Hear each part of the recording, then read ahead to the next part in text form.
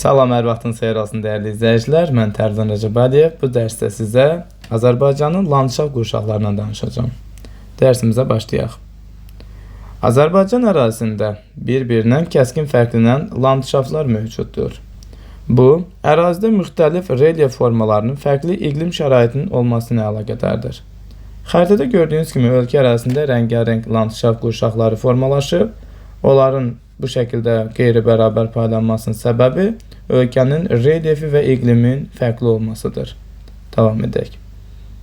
İqlimin fərqliliyi bilavasitə torpaq, bitki və heyvanlar aləminə təsir edir. Azərbaycanda həm təbii, həm də antropogen landşaftlar yayılıb. Nədir təbii landşaft? İnsan təsirinə məruz qalmayan komplekslərdir. Hazırda dünyada və ölkəmizdə belə landşaftlar az ərazi əhatə etməkdədir. Bəs antropogen landşaft nədir? Antropogen landşaft tamamilə dəyişdirilmiş, yeni görkəm almış komplekslərdir. Bilavasitə insan fəaliyyətinə yaranan komplekslərdir deyə qeyd edə bilərik. Belə landşaftlar texnogen landşaftlar da adlanır. Buna misal kimi Abşerondakı şəhər kompleksləri qeyd etmək olar. Bundan əlavə ümumilikdə yaşayış məntəqələri, infrastruktur, yollar, kanallar, kollektorlar və digər insan fəaliyyətinin məhsullarını bu qrupa daxil etmək olar. Təbii və antropogen landşaftların tutduqları sahələrin bir-birinə nisbəti ərazinin relyef və iqlim şəraitindən asılıdır. Məsələn, Böyük və Kiçik Qafqazın, Talış və Naxçıvanın yüksək dağlıq ərazilərində təbii landşaftlar üstünlük təşkil edir. Səbəb isə əlverişsiz olmasıdır. Hündür ərazilər meylin çox, iqlimin soyuq əlverişsiz olması mənimsəməni çətinləşdirir. Ancaq dağətəyi ərazilərdə, düzənlik ərazilərdə antropogen landşaftlar üstünlük təşkil edir. Bu ərazilər isə əlverişli ərazilərdir. Düzənlik olmasına baxmayaraq, Ajnohur Ceyrançöl ön dağlığı və Cənub-Şərqi Şirvan düzü zəif mənimsənilmişdir. Bunun müxtəlif səbəbləri var. Həmin ərazilər arid dendasiyon relyefə və quraq iqlimə malikdir. Xüsusilə də Cənub-Şərqi Şirvanda səth örtüyünün şoranlaşması və yaxud da ki, neft çıxarılan ərazilərin intensiv neftlə çirklənməsi bu əraziləri mənimsəməni çətinləşdirir.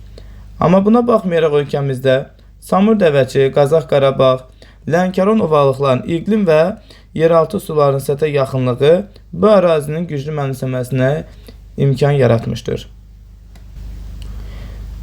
Nədir landşaft təsnifatı? Oxşar əlamətlərə görə landşaftların sistemləşdirilməsi, qruplaşdırılmasıdır. Bu təsnifata görə landşaftlar sinif, yarım sinif, tip, yarım tip və növ ardıcılığı ilə aparılmaqdadır. Burada gördüyünüz kimi ən böyük ölçü vahidi sinif, ən kiçik ölçü vahidi isə növdür. Azərbaycanda landşaftlar iki dənə sinifə ayrılır. Dağ və düzənlik landşaftları sinifinə. Onları əsas fərqləndirən əlamət isə relyefdir. Dağlıq ərazilərdə yaranan landşaftlar özləri də alçaq, orta və yüksək dağ landşaftları yarım siniflərinə ayrılır. Daha kiçik landşaft vahidləri rütubət və istiliyin nisbətinə, süxurların tərkibinə, torpaq və bitki örtüyü müxtəlifliyinə görə ayrılır. Az öncə də bildirdiyimiz kimi ən kiçik landşaft vahidi növdür. Relyef və iqlim göstəriciləri müxtəlifliyinə görə landşaftlar zonal, azonal və introzonal olmaqla müxtəlif qruplara ayrılır. Nədir zonal landşaft? Əsasən düzənliklərdə formalaşır. Belə landşaftlar yerləşdiyi təbii zonaya və iqlim şəraitinə uyğun olaraq formalaşır. Bunu ölkəmizdə Küraraz ovalığı və onun düzlərində, Samur Dəvəçi ovalığında görə bilərik. Hansı ki, bu ərazilərdə formalaşan yarımsərə qurşaq landşaftı məhz zonal landşaft hesab edilir. Eyni iqlim və relyef göstəricilərinin olduğu ərazilərdə bir landşaftın daxilində tamamilə fərqli landşaftın yarana bilməsinə introzonal landşaft deyilir. Məsəl üçün, Küraraz və Samur Dəvəçi ovalıqlarının yarım səhralar daxilində daha kiçik əraziyə malik olan düzənlik meşə landşaftları elə introzonal landşafta nümunədir. Misal üçün, konkret ərazi olaraq Nabran Yalamadakı şollar meşələri, Kür çayı boyunca isə Tuğay meşələri, həmçinin Qanıqəyri çayda və Lənkəran ovalındakı düzən meşələri buna misaldır. Introzonal sözünün mənası isə daxili mənasında işlədilir. Yəni, zonal landşaft daxilində ona xas olmayan tamamilə fərqli bir landşaftın yaranması idi. Və bunu yaradan yerli amillər söhbət şirin qruntslardan gedir. Zonal landşaftlar daxilində həmçinin azonal landşaftlar da ola bilər. Azonal landşaftları yaradan amil isə relyefdir. Dağlıq ərazidə mövcud olduğu ərazilərdə üfüqi zonallıq pozulur və azonallıq yaradılır. Ölkəmizdə azonallığı bütün dağlıq ərazilərimizdə, Böyük Qafqazda, Kiçik Qafqazda, Naxçıvanın dağlıq hissələrində, Talış dağlarında görə bilərik. Talış dağlarında dağ meşələrdən yüksəklik ərazilərdə biz dağ çəmənlikləri əvəzinə quru dağ çölləri və ya dağ kserofit kolluqlarını görürük. Bu, landşaftın şaqili ardıcılığının pozulmasıdır. Buna inversiya deyilir. İnversiya qanunuğunun pozulmasıdır. Bunu yaradan səbəb isə cənubda İran tərəfdən qeyd edəcəksiniz ki, Talış dağlarına tropik hava kütləsinin maneəsi daxil ola bilməsidir və meşələrdən yuxarı hündürlükdə temperatur normadan daha yüksəkdir. Məhz temperatur inversiyası yağıntı inversiyasına, yəni yağıntıdan azalmasına səbəb olur. Bunlar isə öz növbəsində landşaft inversiyasına, yəni landşaftın şaqili ardıcılığının pozulmasına səbəb olur. Azərbaycanın düzənliklərində yayılmış əsas landşaft tipləri aşağıdakılardır. 1. Yarım səhra landşaftı. Elə ölkəmizdə ən çox rast gəlinən düzən landşaft hesab edilir. 2. Quru çöl landşaftı. 3. İntrozonal landşaft. Onlar haqqında qeyd edilən ifadələr və yayıldığı əraziləri sizlər üçün oxuyaq. Yarım səhra landşaftı qeyd edəcəksiniz ki, Kür-Araz ovalığı, Abşeron yarımadası, Samur-Dəvəçi ovalığı, Naxçıvanda, Şərur-Ordubad düzlərində geniş sahə tutur. Bu yarım səhra landşaftı daxilində torpaqlar boz, boz qonur, boz çəmən, həmçinin şoran torpaqlar kimi fərqlənməkdədir. Belə ərazilərdə təsərrüfat suvarma şəraitində aparılır və suvarma tətbiq etməklə pambıqçılıq, taxılçılıq, quru subtropik meyvəçilik, yəni nar, heyva kimi meyvəçilik inkişaf etdirilir. Eyni zamanda heyvandarlıq üçün də qış otlağı kimi istifadə edilməkdədir. Quru çöl landşaftı isə Böyük və Kiçik Qafqaz dağları ilə Kür-Araz ovalının qovuşduğu dağətəyi ərazilərdə görə bilərsiniz. Və belə landşaftın altında açıq və tünd şabaldı torpaqlar üstünü təşkil edir ki, onlarda məhsuldarlıq orta göstərici malikdir. Suvarılan torpaqlarda xüsusilə də taxılcılıq, bağçılıq, üzümçülük kimi təsərrüfat inkişaf etdirilir. İntrozonal landşaft haqqında az öncə qeyd etdik. Düzənlik ərazilərdə şirin qurun lansətə yaxınlığı ilə formalaşır. Xüsusilə də Şollar düzü, Qanıq Əlçə, Lənkəran ovalında biz bunu görə bilərik. Həmçinin çayların rütubəti hesabına biz bunu Kür çayın dərəsi boyunca Tuğay meşələrdə görə bilərik ki, həmin ərazilərdə yaranan məhz Tuğay meşələrdə introzonal landşafta aid edilir. Belə landşaftın altında isə alüvyal çəmən meşə torpaqları formalaşır. Bu təqdim edilən təsvirdə siz ölkəmizdəki landşaftların şaqili qurşaqlıq üzrə paylanmasını görürsünüz. Respublika ərazisində azonal landşaft dediyimiz məhz bu landşaftların şaqili ardıcılığı Böyük Qafqaz, Kiçik Qafqaz, Orta Araz, yəni Naxçıvanda və Talış dağlarında təqdim edilən formadadır. İlk öncə Böyük Qafqazla sizlər tanış edək. Böyük Qafqazda biz ilk öncə yarım səhra landşaftını görəcəyik. Təqribən mən sizlər üçün daha aydın olsun deyənə rəqəmlərlə qeyd edəcəm. Hündürlük olaraq biz bunu təqribən 200 metrə qədər görə bilərik. Quru çöl təqribən 400 metrə qədər. Dağ çölləri xüsusilə də 600-800 metrə qədər olan hündürlüklərdə formalaşa bilər. 600-800-ə qədər. Dağ çöllərdən yuxarıda 600-800 metrdən daha yuxarı ərazilərdə dağ meşə landşaftı formalaşır və təxminən 1800, bəzi ərazilərdə maksimal Babadağ tərəfdə 2200 metrə qədər olan hündürlükləri əhatə edir. Daha yuxarıda, meşələrdən yuxarıda subalp çəmənlikləri olacaq. Bu göstərici 2600 metrə qədərdir.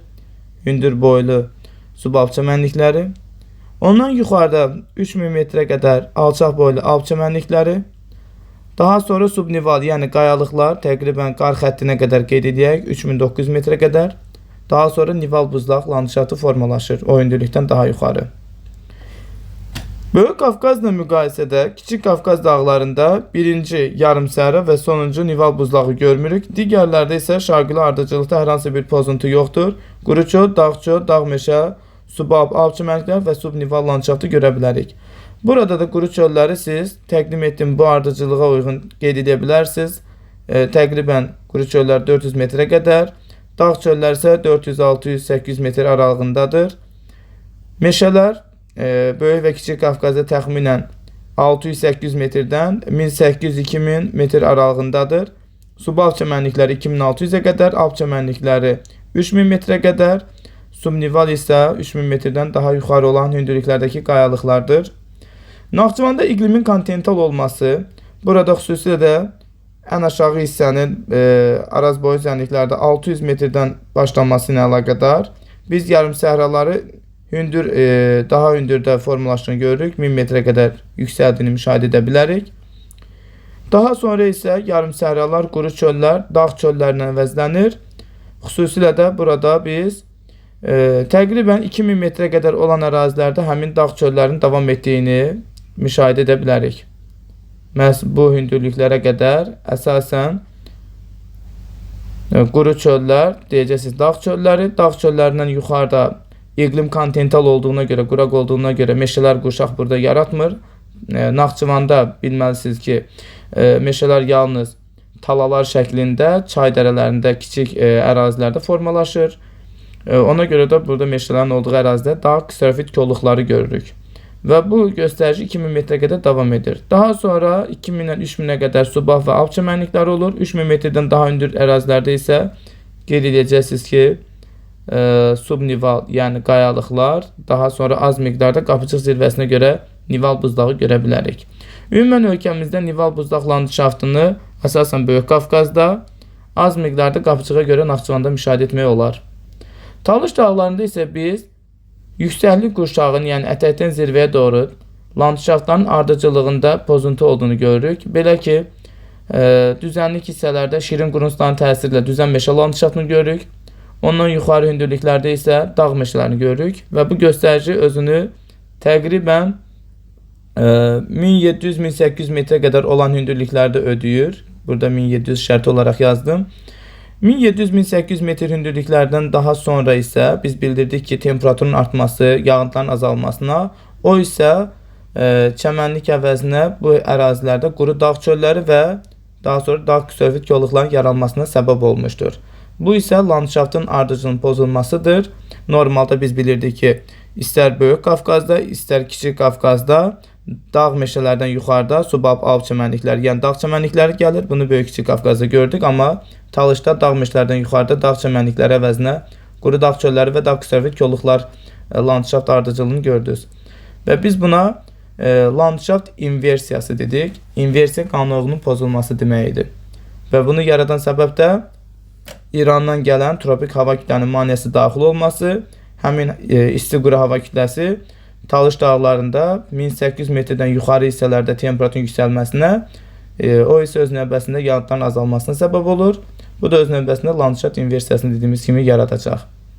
Ümumən test tapşırıqlarını işləyən zaman sizə ölkəmizdəki azonal landşaftlar daxilində, azonal dediyimiz dağlıq ərazilərdəki yüksəklik qurşaqlıqlardır. Bunların içərisində dağ ksərofit kolluqlar harada yaranır deyilərsə, ksərofit kolluqlar bir Naxçıvanda olacaq. Bir də qeyd edəcəksiniz ki, Talış dağlarında. Naxçıvanda xüsusilə də iqlim quraq olduğuna görə meşələr yaranmırdı və meşələrin ərazisi olan hündürlüklərdə qeyd edəcəksiniz ki, dağ ksərofit kolluqlar yaranır. Talışda isə meşələrdən yuxarıda landşaft inversiyasına əlaqədar quru dağ çölləri və dağ ksərofit kolluqlar yaranmışdır. Bundan əlavə bizə həmçinin nival buzdaq landşaftı harada formalaşır deyilərsə, biz bunu əsasən Böyük Qafqazda, az miqdarda isə Naxçıvanda, yəni Orta Araz vilayətində görə bilərik.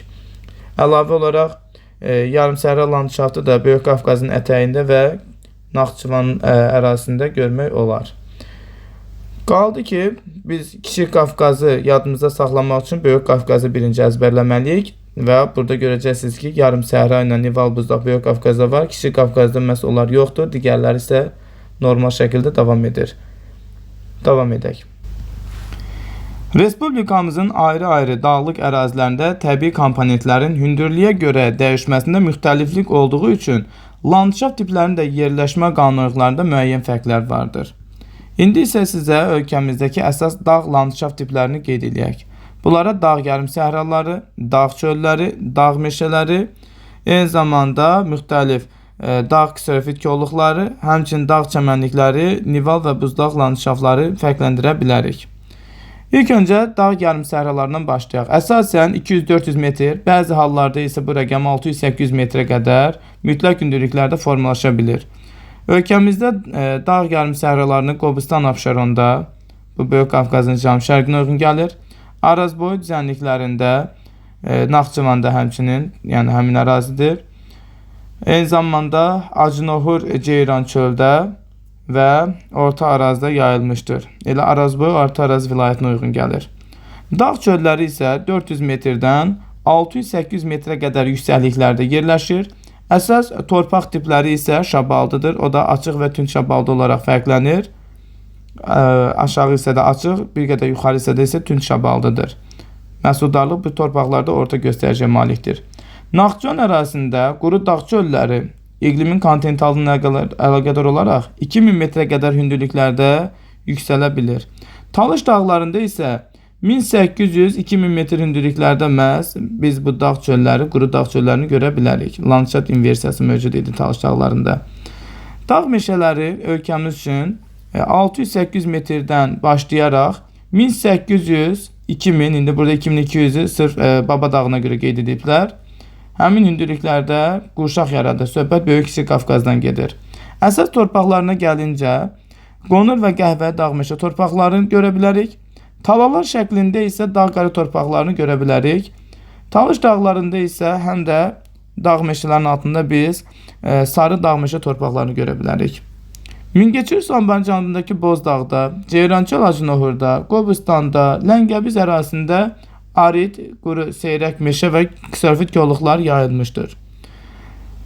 Davam edək. Dağ çəmənləri isə meşələrdən daha hündür ərazilərdə yayılıb, hansı ki Subah və Ab çəmənliklərinə ayrılır və ölkədə 1800 metrdən 3000 metrə qədər olan hündürlüklərdə formalaşır. Və dağ çəmənliklərinin altında çimli dağ çəmən, torflu və ibtidai dağ çəmən torpaqları fərqlənməkdədir. Çimli dağ çəmən torpaqları daha çox subabdadır. Torflu və ya ibtidai dağ çəmən torpaqları isə ab çəmənliklərin altında formalaşır. Nival, buzlaq və subnival landşaftlar 3000 metrdən daha yüksək ərazilərdə formalaşır ki, bu ərazilər bitki torpaq örtüyünün zəif inkişaf etdiyi və ya formalaşmadığı ərazilər deyə bilərsiniz. Landşaft tipləri insanların təsərrüfat fəaliyyəti nəticəsində əsrlər boyu dəyişmişdir. Meşələr qırılaraq əkin sahələrinə çevrilmiş, düzənliklərdə tarlalar, təbii sərvətdən hasil edildiyi ərazilərdə isə texnogen landşaftlar formalaşmışdır. Texnogen landşaft bir növ sənaye müəssisələri kimi başa düşə bilərsiniz. Respublikamızın ərazisində formalaşan landşaft tiplərinin xəritəsi ilə tanış oluruq. Rəqəmlərə uyğun ifadələri sizlərlə tanış edək. Bir rəqəmində yüksək dağlıq ərazidən subnival, yəni qayalıq və nival, buzlaq landşaftını görürük. Hansı ki bu rəqəm 3000 metrdən daha yuxarı ərazilərdə formalaşır. 3000-dən 3009-a qədər nival, üzrüstəm subnival, 3009-dan yuxarı isə nival olacaq, buzlaq. Bu landşaftı biz gördüyünüz kimi Naxçıvanda, Zəngəzur dağlarında görə bilərik. Burada qapıcığa görə az miqdarda nival var, əsasən subnivaldır. Bundan əlavə nival landşaft Böyük Qafqazda Baş Qafqaz və yan silsilədə, Kiçik Qafqazdakı Murov dağ və vulkanik yaylıda isə biz subnival landşaftı görəcəyik. Burada buzlaq landşaftı qarxəti formalaşmır. Davam edək. 2 rəqəmində yüksək dağlığın av və subab çəmənlikləridir. Bu barədə də biz bayaq bildirdik ki, meşələr təxminən 1800-2000-də bitir və 3000-ə qədər subab və av çəmənlikləri gəlir. Və bu landşafta uyğun gələn ərazilər, yenə Zəngəzur dağlarını biz Orta Araz vilayətində görə bilərik. Dərəliyə silsiləsində də az miqdarda rast gəlinir. Az miqdarda Qarabağ silsiləsi, Qarabağ vulkanik yaylısı və Murov dağ və Şah dağ silsiləsində görə bilərik. Böyük Qafqazda da Baş Qafqaz, yan silsilə kimi ərazilərdə formalaşır. Amma gördüyünüz kimi nə subab av çəmənlikləri, nə də subnival nival landşaftı Talış dağlarında formalaşmır. 3 rəqəminə diqqət edək. Orta dağlığın meşələri və meşədən sonra yaranmış çəmən-kol landşaftı təqdim edilib. Meşələr Respublikamızda bilirsiniz ki 600-800-dən başlamış 1800-2000 metrə qədər olan hündürlüklər arasında formalaşır. Xüsusilə də Böyük Kiçik Qafqazda bunlar qurşaq yaradır. Diqqət edək və Talış dağlarında da biz onun qurşaq yaratdığını görə bilərik. Dağ meşə landşaftının Kiçik Qafqazda geniş bir ərazi əhatə etdiyini, konkret ərazilərini deməyə ehtiyac yoxdur, geniş ərazi əhatə edir. Həmçinin Böyük Qafqazın cənub, şimal-şərq yamacında və Talış dağlarında da biz bu rəqəmə uyğun landşaftı görə bilərik. Naxçıvanın iqlimi kontinental olması, quraq olması burada dağ meşə landşaftı yaranmasına imkan yaratmırdı. Sadəcə çay dərələrində lokal şəkildə, yəni kiçik ərazilərdə formalaşır. 4 rəqəminə diqqət edək. Orta dağlığın dağ ksorofit landşaftı. Dağ ksorofitləri biz bayaq bildirdik ki, bir Naxçıvanda var dağ ksorofit kolluqlar. Məhz meşələr formalaşmırdı. Quru dağ çölləri onun davamında dağ ksorofit kolluqların formalaşını görürdük. Hətta 2000 metrə qədər yüksələ bilirdi bu landşaft. Talış dağlarında isə meşələrin yuxarı sərhədi idi, hansı ki burada 1800-dən sonraki hündürlüklərdə quru dağ çölləri və dağ ksorofit kolluqları görürük. Məsələn, əlbəttə ki, rahatlıqla bu landşaftın hansı ərazidə formalaşdığını aydın görə bilərsiniz. Digər ərazilərdə müşahidə etməyəcəksiniz. Davam edirik. 5 rəqəminə dair olan ifadəni oxuyuram. Bu nə landşaftdır? Alçaq dağlığın və dağətəyi ərazilərin meşə landşaftıdır. Bunu ölkəmizin Böyük Qafqazın şimal-şərqində görmək olar. Qusar Mali düzənlik tərəfdə. Davam edək. Sonra 6 rəqəmini oxuyuram sizlər üçün. Alçaq və orta dağlığın ksorofit, quru çöl və meşə kol landşaftı. 6 rəqəminə uyğun gələn bu landşaftı da məhz Böyük Qafqazın şimal-şərq hissəsində Qusar Mali düzənliyi ilə Samırda və Çovalın qovuşduğu hissədə geniş bir ərazidə görə bilərik.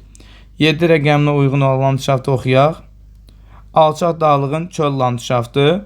Bunu xüsusilə də biz bir çox ərazidə görə bilərik. Hansı ki, Kiçik Qafqazın dağətəyi ərazilərində, Ceyran çöldə və Acnohurda geniş yayıldığını, Ləngəbis hissəsində də formalaşdığını, Talışın şimal hissəsində görmək mümkündür. Talış dağ sistemi şimalında. Sonra davam edək. 8. Alçaq dağlığın yarımsəhra landşaftı. Alçaq dağlığın yarımsəhrasını biz Kiçik Qafqazda görə bilməmişdik. Onu harda görəcək? Böyük Qafqazda. Böyük Qafqazda da xüsusilə də biz Qobustan tərəfdə görəcəyik. Gördüyünüz kimi bu ərazilərdədir. Ələt tərəzi Qobustan tərəfdə müşahidə etmək olar. Davam edək. Sonra 9 rəqəminə baxaq. Düzənliklərin və ovalıqların çəmən meşə, yəni tuğay da ola bilər və yaxud da ki, düzən meşə landşaftını görə bilərik. Düzən meşələrimiz introzonal landşaft idi və bunları konkret harda görə bilərik? 9 rəqəmli. Diqqət edirsinizsə, Qanıqaya çayda. Samırda və Çovan şimalındakı şollar düzündə. Bu ərazilərdə məhz xüsusilə də şirin qurun stansiyata yaxın yerləşməsi düzən meşə landşaftının yaranmasına səbəb olub. Həmçinin düzən meşələri biz eyni zamanda Lənkəran Van'da da görə bilərik. Məhz burada da şirin qurun stansiyata yaxındır. Qaldı ki, düzən meşələrimizin introzonal landşaftı Kür çayın dərəsi boyunca tuğay meşələrdə görə bilərik. Düzdür, xəritədə o isə qeyd edilməyib, amma bilin. Beləliklə, düzən meşə introzonal landşaftımız qeyd elədik ki, Qanıqaya çayda, şollar düzündə, Lənkəran ovalında və bir də Kür çayın dərəsi boyunca tuğay meşələrini qeyd edə bilərik. Davam edirik. 10 rəqəmi düzənliklərin quru çöl landşaftı və bunu biz xüsusilə də Kiçik Qafqazın dağ ətəyində geniş bir ərazidə görə bilərik. 10 rəqəmini görürsünüz. 10 rəqəmini eyni zamanda nisbətən Şirvan düzündə də görə bildik. Davam edək. Növbəti. Bayaq biz alçaq dağlığın yarımsəhra landşaftını qeyd edəndə Böyük Qafqazın cənub-şərq hissəsində Qobustan ələt tərəf dedik, amma biz həmçinin Ceyran çöl tərəfində qeyd etməli idik. Mingəçevan aşağısındakı Bozdağı da vurğulamalıydıq. Yəqin ki, xəritədə özünüz görürsünüz. Qaldı ki, sonuncusu, Respublikamızın ərazisində ən çox rast gələn landşaft ovalıq ərazilərimizdə, düzənliklərdəki yarımsəhra landşaftıdır. Düzən yarımsəhraları ölkəmizin ərazisində ən çox rast gələn landşaftdır. Samırda və Çovalığı, Abşeron yarımadası, Kür-Araz ovanın böyük bir hissəsi, eyni zamanda Naxçıvandakı Araz boyu mali düzənliklərdə biz bunları geniş ərazi tutduğunu görə bilərik. Bu da Respublikamızın ərazisində formalaşan landşaftın xəritəsidir. Diqqətlə baxın, tanış olun, hətta buranı təmizləyərək daha rahat görə bilərsiniz. İndi isə sizə landşaftda dair bəzi məqamları fərqləndirəcəm. Bayaq qeyd etdiyimiz məqamları konspektləşdirəcək. Landşaft ölkəmizdə iki sinifə ayrıldı. Düzənlik və dağlıq ərazilərin landşaftı. Düzən ərazilərdə ən çox rast gələn landşaftlar yarımsəhra, quru çöl və introzonal landşaft olaraq qruplaşdırdıq. Dağlıq ərazilər olan landşaft özü də 3 dənə yarım sinifə ayrıldı. Alçaq dağlıq, orta dağlıq və yüksək dağlığın yarım sinifləri. Bu arada yoldaşlar, landşaftın təsnifatında ardıcıllıq necə idi? Sinif, elə sinif burada qeyd etdiyimiz kimi 2 sinifə ayrıldı. Düzənlik və qeyd edəcəksiniz ki, bir də dağlıq ərazilər. Sinif özü də yarım sinifə ayrılırdı. Yarım siniflər hansıdır? Gəlin onu da qeyd edək. Birinci bura yarım sinif yazaq. Yarım siniflər yoldaşlar, dağlıq ərazilər alçaq, orta və yüksək dağlıq kimi yarım siniflərə ayrılır. Düzənliklər isə bəzən alçaq və yüksək dağlıq kimi yarım sinifə ayrıla bilir. Yarım sinif öz növbəsində tiplərə ayrılır. Tip dediyimiz nədir? Məsəl üçün, meşə özü bir landşaft tipidir. Yarım səhra, quru çöl və yaxud da ki, dağ, çəmən landşaftı. Bunların hər birisi bir tipdir.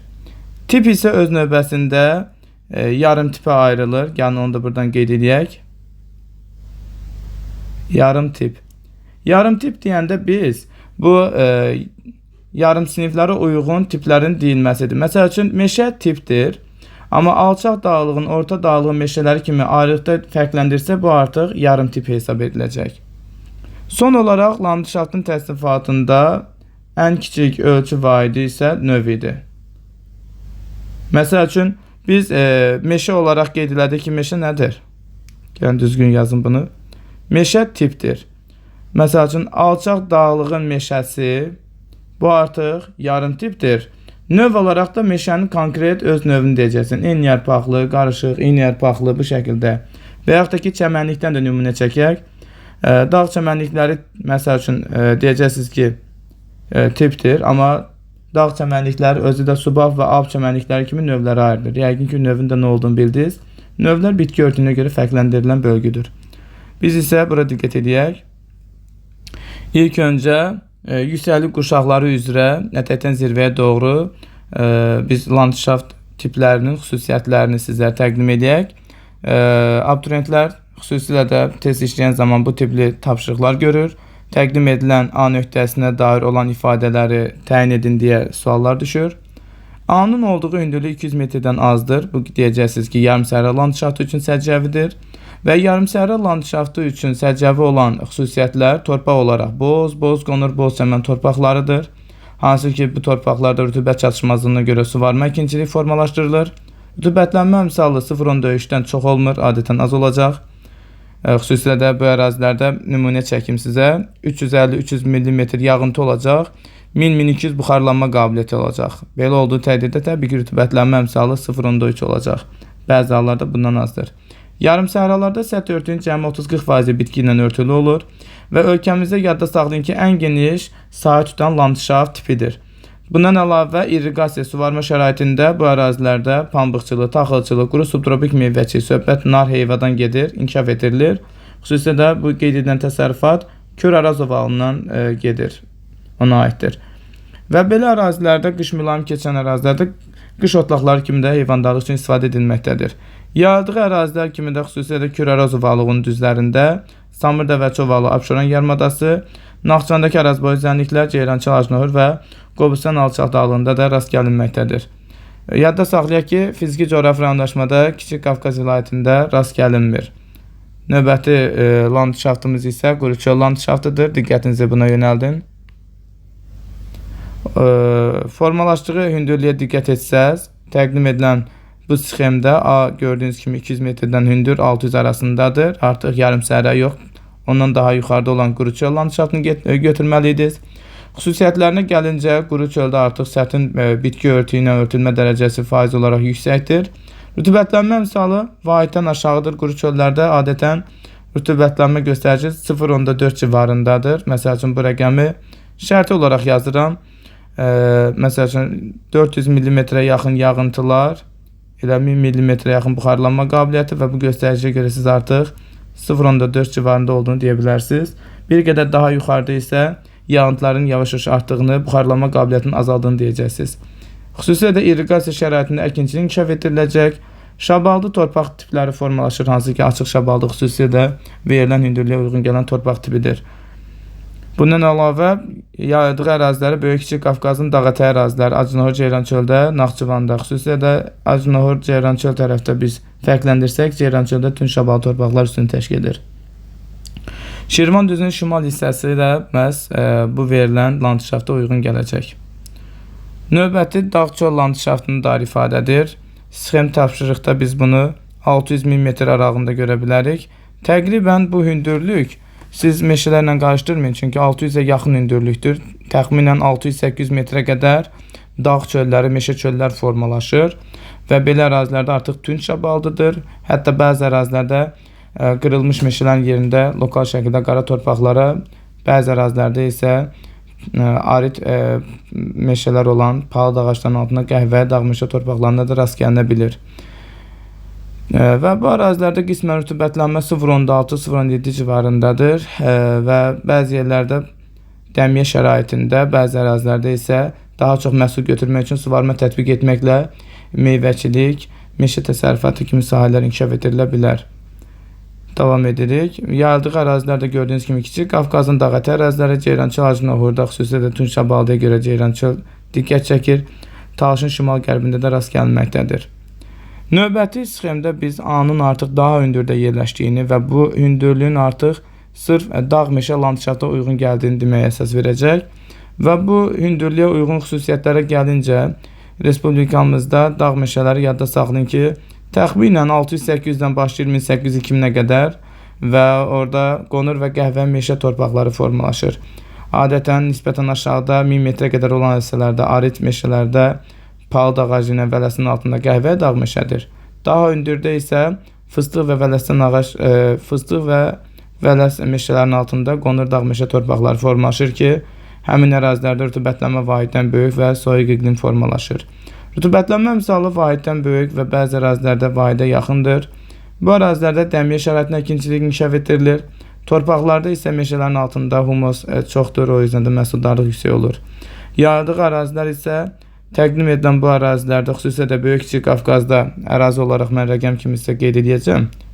Bu rəqəm 600-800 metrdən başlayır, 1800-2000 metrə qədər. Böyük Qafqazda hətta bu rəqəm Babadağ tərəfdə 2200 metrə qədər yüksələ bilir. Qaldı ki, Talış dağlarında bu rəqəm adətən Talışda biz bilirik ki, düzən meşə landşaftından başlayır və düzən meşədən etibarən təxminən 1700-1800 metrə qədər meşələr formalaşır. Bunu təxmini bu şəkildə bilsəz kifayət edir. Düzən meşə dağ meşə əvəzlənir. 1800-dən sonra isə artıq çəmənliklər yox, quru dağ çölləri və dağ ksofit yolluqlar gəlir demişdik. Növbəti təsvirə diqqət edək. Burada A 1800-ü keçir, hətta bu rəqəm 2800 ilə 1800 arasındadırsa, yəni 2000-lərdədir. Artıq meşələr deməyəcəksiniz, meşənin yuxarısında olan dağ çəmən landşaftını seçməlisiniz. Ona dair xüsusiyyətləri gəlincə isə subaq və alp çəmənliklərinə bölünür bu ərazi. Xüsusilə də meşələrdən yuxarıda 2600-ə qədər subaq, hündür boylu, 1-1.5 metr hündürlüyü olan bitkilərdir. Biçənək kimi istifadə olunur. 2600-dən 3000-ə qədər isə alp çəmənliklərdir. Bu ərazilərdə günəş radiasiya miqdarı çoxdur. Yüksək dağlığa qalxdıqca biz bilirik ki, buludluq qismən azalır. Bu da radiasiya miqdarını artırır. Amma bu ərazilərdə aqroqim ehtiyatları məhduddur, çünki yuxarı qalxdıqca temperatur azalır demişdik. Həmin ərazilər əlbəttə ki, subaq çəmənlikləri yadda saxlayın biçənəklər kimi, alp çəmənlikləri isə yağ otaqları kimi istifadə edilir. İqlimə gəlincə bu ərazilər əsasən soyuq iqlimdə, soyuq iqlim bilməlisiniz ki, adətən 1000-1400 metrdən 2700-ə qədər hündürlüklərdə formalaşır. 2700-dən 3000-ə qədər olan ərazilərdə isə dağ tundra iqlimi formalaşacaq. Rütubətlənmə əmsalı bu ərazilərdə vahiddən böyükdür. Ümumiyyətlə, respublikamızda yadda saxlayın ki, dağlıq ərazilərdə 1000-1500 metrdən yuxarı ərazilərdə əlbəttə ki, vahiddən böyükdür. Qaldı ki, dağ çəmənliklərinin altında ibtidai torflu çimli torpaqlar formalaşacaq, bu onun tipləridir. Subaq çəmənliklərində 1-1.5 metr çatan bir illik və çox illik otlardan təşkil edilir və bunlar da biçənək kimi istifadə edilməyə imkan verir. Biçənək dediyimiz həmin bu otların biçilərək qış aylarında heyvanların məhz yemlənməsi üçün istifadə edilir. Alp çəmənlikləri isə təxminən 2600-dən 3000-ə qədər olan yüksəkliklərdə formalaşır. Alçaq boylu sıx otlardır ki, bunlar birbaşa heyvanların otarılmasında istifadə edilir, yəni yay otaqları kimi istifadə edilir. və abxalları adlanır. Məhsuldarlıq aşağıdır, çünki bu ərazidə rütubət çox olsa da temperaturun az olması əlbəttə ki, məhsuldarlığın da aşağı olmasına səbəb olacaq. Həmin ərazilər əkinçiliyə yaramayacaq. Təsərrüfatda nə məqsədlə istifadə olunur dedik. Yay otlaqları və ya biçənəklər kimi. Yayıldığı ərazilər əlbəttə ki, məhz təqdim edilən Böyük-Kiçik Qafqaz və Naxçıvanın dağlarında hansı hündürlüklər arasında olacaq? 1800-2000 metrdən təxminən 3000 metrə qədər olan aralıqlarda formalaşır. Növbəti təqdim edilən landşaftı bir sxemdə diqqət edək. A3000 üzəridir.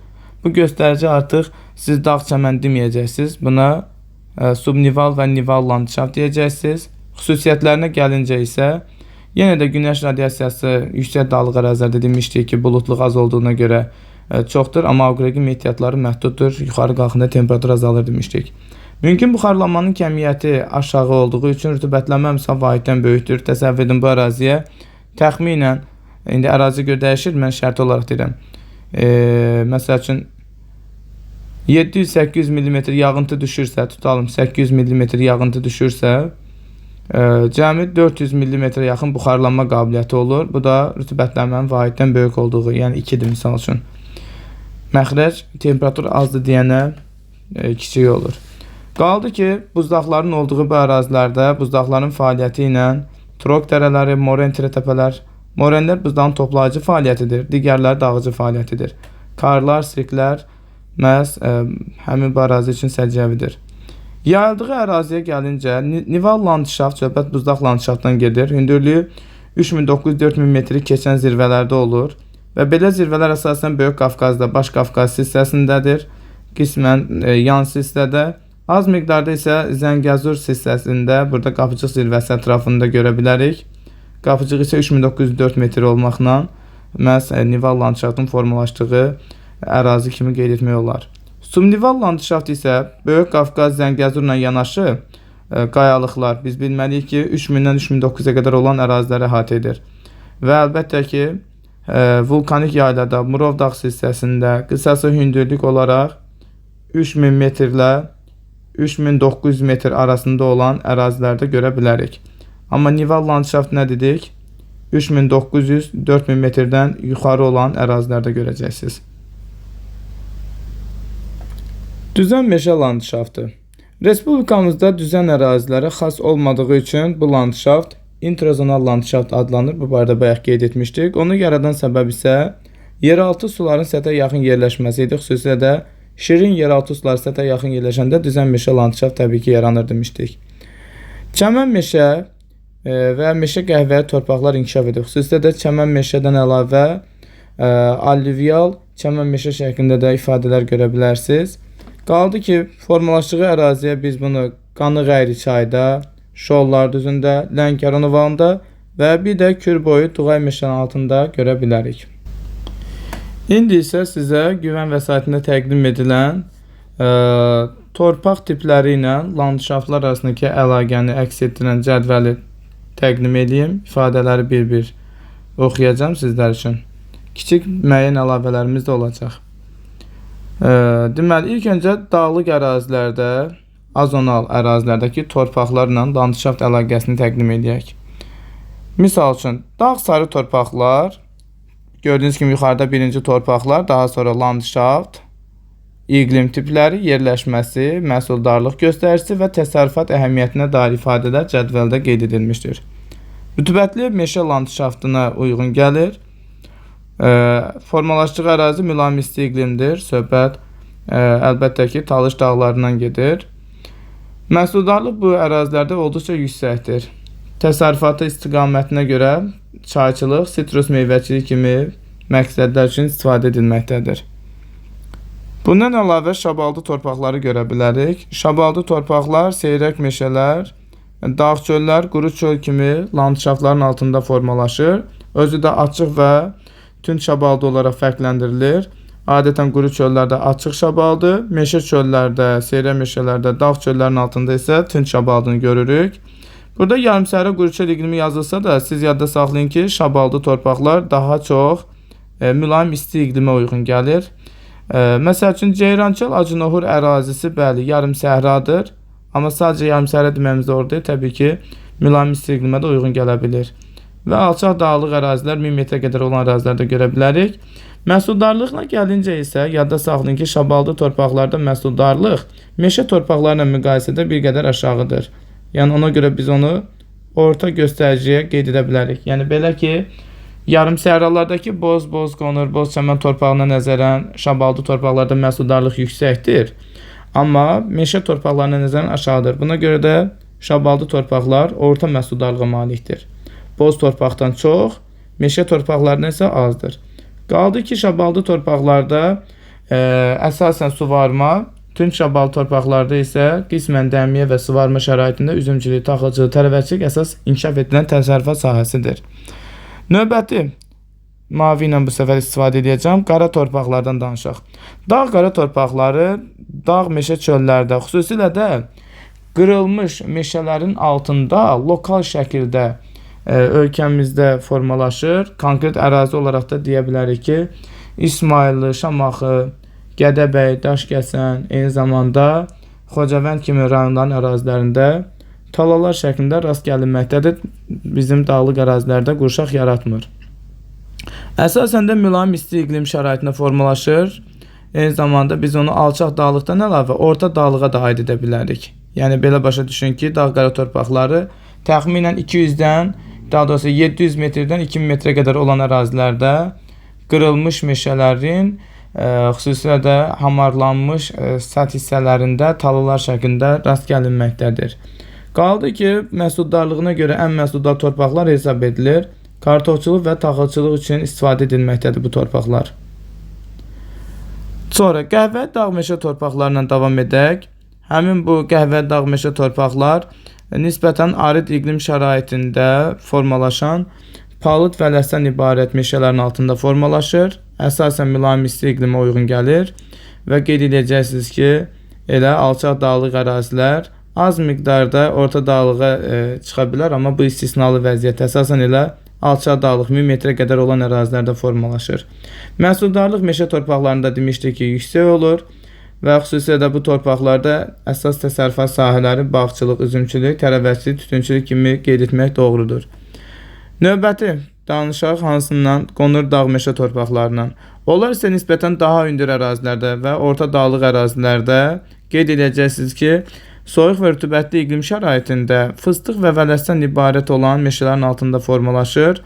Məhz bu meşələr əsasən soyuq iqlimə, qismən də mülayim isti iqlimə uyğun gələ bilər və qeyd edəcəksiniz ki, orta dağlığa aiddir. Az miqdarda yüksək dağlığa istisnalı hallarda gedib çıxa bilər. Bunu da Baba dağın şimal yamacında görə bilərik. Elə orta dağlığa aiddir. Və məhsuldarlığına gəlincə, meşə torpaqlarında məhsuldarlıq yüksək olur. Burada da qeyd edilən təsərrüfat sahələri inkişaf etdirilə bilər. Sonra, çimli və yumşaq çimli torpaqlar subal çəmənliklərin torpaqlarıdır ki, onlar artıq formalaşığı hündürlük 1800-2600 metr aralığındadır. Soyuq iqlimə uyğun gəlir. Və bu ərazilər əlbəttə ki, yüksək dağlıq zonasıdır və məhsuldarlıq da aşağıdır. Buna səbəb isə soyuq iqlimdə aqroqim ehtiyatların məhdud olmasıdır və qeyd edəcəksiniz ki, yay otlaqları və xüsusilə də biçənək kimi istifadə edilir. Daha yuxarıda isə alp çəmənliklərin altında ibtidai və torflu dağ çəmən torpaqları formalaşır. Onlar artıq soyuq və dağ tundra iqlimə uyğun gəlir. Yəni belə başa düşün ki, alp çəmənlikləri 2600-dən 3000 metrə qədər olan hündürlüklərdə formalaşır. Əsasən soyuq və dağ tundra iqlimə uyğun gələcək. Bu ərazilər isə 2000-dən yuxarı hündürlüklər olduğuna görə yüksək dağlıq ərazidir və bunlarda da məhsuldarlıq aşağıdır. Xüsusilə də alp çəmənlikləri ancaq yay otlaqları kimi istifadə ediləcək. Düzən ərazilərin zonal landşaft torpaqlarına baxaq. Burada müvafiq olaraq boz qonur torpaqlarını görürük. Boz qonur torpaqlar yarımsəhra iqlim landşaftında, yarımsəhra landşaftında və yarımsəhra quru çöl iqlimində formalaşır. Belə torpaqları biz Abşeronda, Qobustanda, Cənub-Şərqi Şirvanda görə bilərik. Xüsusilə də boz torpaqlarında orta yox, məhsuldarlıq bir qədər aşağı da deyə bilərsiniz.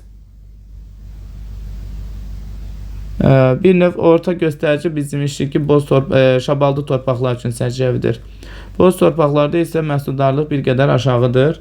Burada xüsusilə də suvarma tətbiq etməklə təsərrüfata cəlb edilir. Adətən boz qonur yayıldığı ərazidə nisbətən qış otlaqlarına daha çox cəlb edilir. Amma boz və boz çəmən torpaqlar qeyd edəcəksiniz ki, Kür Araz ovalığında geniş ərazi əhatə edir. Onlarda suvarma tətbiq etməklə pambıqçılıq, taxılçılıq, üzümçülük, qış otlaqları kimi təsərrüfata cəlb edilməkdədir. İntrozonal ərazinin torpaqlarına gəlincə, introzonal bilirsiniz ki, zonal landşaft daxilində ona xas olmayan tamamilə fərqli bir landşafın formalaşmasıdır. Belə torpaqlar ərazinin relyef iqlim xüsusiyyətinə uyğun gəlməyən fərqli bir torpaq tipidir. Misal üçün, şoranı qeyd edə bilərik. Yarımsəhrada şoranlaşmış ərazilərdə biz müvafiq olaraq şoran torpaqları görə bilərik ki, həmin ərazilər də xüsusilə də Mil, Muğan, Salyanda, eyni zamanda qismən Abşeronda mövcuddur ki, hər hansı bir məhsuldarlıq və təsərrüfat əhəmiyyətinə malik deyil. İntrozonal torpaqlarından biz digərləri göllər ətrafında formalaşan bataqlıq çəmən torpaqlarını qeyd edə bilərik ki, bataqlıq çəmən landşaftında yarımsəhra quru iqlim daxilində formalaşır. Belə torpaqları Mil düzündə və yaxud da ki, digər ərazilərdə, xüsusilə də göl ətrafında görə bilərik. Məsəl üçün, Ağgöl və yaxud da ki, Sarısu gölün ətrafında formalaşar, Ağzıbirçala gölün ətrafında formalaşar ki, onların hər hansı bir təsərrüfat əhəmiyyətinə malik olmayacaq bu torpaqlar. Xəzər sahili ərazilərdə xüsusilə də qumluqları görürsünüz. Həmin yarımsəhra landşaftın formalaşan bu qumluqlar təbii ki, qeyd edəcəksiniz ki, yarımsəhra landşaftına uyğun gələn ərazidə formalaşır və təbii ki, təsərrüfat əhəmiyyətinə malik deyil. Bundan əlavə, biz düzən ərazilərdə introzonal torpaq tipi kimi meşə qəhvəyi qeyd edilir. Meşə qəhvəyini əslində siz torpaq tipi olaraq çəmən meşə torpaqları kimi də görə bilərsiniz. Gəlin bunu çəmən meşə kimi yazaq. Çəmən meşə torpaqlar. Və düzən meşə çəmən landşaftı altında formalaşır ki, xüsusilə də Qanı Qayri çayı qeyd edəcəksiniz ki, mülayim isti iqlimə uyğun gəlir. Qışı quraq keçən mülayim isti iqlim. Şollar düzü və Kür boyundakı Tuğay meşələri isə deyəcəksiniz ki, yarımsəhra iqliminə uyğun gəlir. Yarımsəhra quru çöl. Söhbət qışı mülayim keçən yarımsəhra quru çöldən gedir. Meşə olduğuna görə məhsuldarlıq yüksəkdir, xüsusilə də bu ərazilərdə tərəvəzçi tütünçülük kimi təsərrüfat sahələri inkişaf edilə bilir. Tütünçülük xüsusilə də Qanı Qayri çayı qeyd edə bilərik. Həmçinin bağçılıq və digər məqsədlər üçün də istifadə edilə bilər. Lənkəran ovalığında biz pozizallaşmış sarı qileyli düzən meşə çəmən landşaftı altında torpaq görə bilərik. Xüsusilə də yayı quraq keçən mülayim isti iqlimdə formalaşır. Məhsuldarlıq əlbəttə ki, yüksəkdir. Faraj, tez yetişən tərəvəçiliyi, çayçılıq, sitrus meyvəçiliyi fərqlənməkdədir. Ümumi olaraq yoldaşlar, Respublikamızın ərazilər üzrə torpaq tiplərinin paylanmasını bu tipli konspektlərdən istifadə edərək rahat yadda saxlaya bilərsiniz. Qeyd edilən marşrutlar üzrə ərazilərdə torpaqların dəyişməsi bu şəkildədir. Özü üçün bu tipli qeydlərdən istifadə edə bilərsiniz. Xüsusilə də bayaqdan qeyd etdiklərimizi həmçinin bu sxem üzərində də tamamlayaq. Diqqətinizi bura yönəldin. Məsəl üçün, Türyan çayın mənsəbinə, mənbəyinə doğru torpaq və ya landşaft tiplərinin ardıcılığını istənilə bilər və ona görə də diqqətinizi bura yönəldin. Torpaqlara gəlincə, əsasən Kür Araz ovalığında biz boz çəmən torpağını görürük. Atlasdakı xəritədə bunu 9 rəqəminə uyğun görə bilərsiniz. Yarımsəhra quru çöl landşaftının altındadır. Daha sonra isə açıq şabaldı torpaqlarını görürük. Bunlar quru dağ çöllərinin altındadır. Quru çöllər də deyə bilərsiniz. Bir qədər yuxarıda isə meşə çöllərinin altında biz tünd şabaldı torpaqlarını görəcək. Daha sonra palıd və dəst ağaclarından ibarət olan arit meşələrin altında qəhvəyi dağ meşə 3 rəqəminə uyğun gəlir. Daha yuxarıda isə fıstıq və dəstdən ibarət soyuq rütubətli iqlimdə qeyd edəcəksiniz ki, qonur dağ meşə torpaqları formalaşır. Daha hündür ərazilərdə əvvəl subab, sonra isə alp çəmənliklərini görə bilərsiniz və onların da dağ çəmən torpaqları var. Subab çəmənlikdə çimli, alp çəmənliklərdə isə torflu ibtidai dağ çəmən torpaqları formalaşını qeyd etmək olar. Qaldı ki, subnival, yəni qayalıq və yaxud da ki, nival, buzlaq landşaftların altında hər hansı bir torpaq tipindən danışa bilmərik. Ölkəmiz ərazisində biz bilirik ki, təxminən Xəzər sahilindən bəzi ərazilərdə 600-800-ə qədər hündürlüklərdə yarımsəhra quru çöl iqlimi formalaşır Yenə də Xəzər sahilindən 1000 metrə qədər, bəzi yerlərdə 1400-ə qədər mülayim isti iqlim idi. 1000 metrdən 2700-ə qədər əsasən soyuq iqlim, 2700-dən yuxarı hündürlüklərdə isə dağ tundra iqlimi formalaşır. Qaldı ki, torpaqların bəzi xüsusiyyətlərinə gəlincə, təqdim etdiyimiz bu cədvəldən istifadə edərək siz o tip məqamları da əldə edə bilərsiniz. Burada sizlər üçün Respublikamızda formalaşan əsas torpaq tipləri üzrə orta illik temperatur, yağıntıların və buxarlanma qabiliyyətini və onun əsasən rütubətlənmə misalının formalaşdığı ərazilər və xüsusiyyət və istifadəsinə dair olan məqamları təqdim etmişəm. Ekranı saxlayaraq özünüz üçün oxuyub əlavə məlumatları qeyd edə bilərsiniz. Belə, diqqətiniz üçün təşəkkürlər. Növbəti dərsdə görüşənədək hələlik, sağ olun.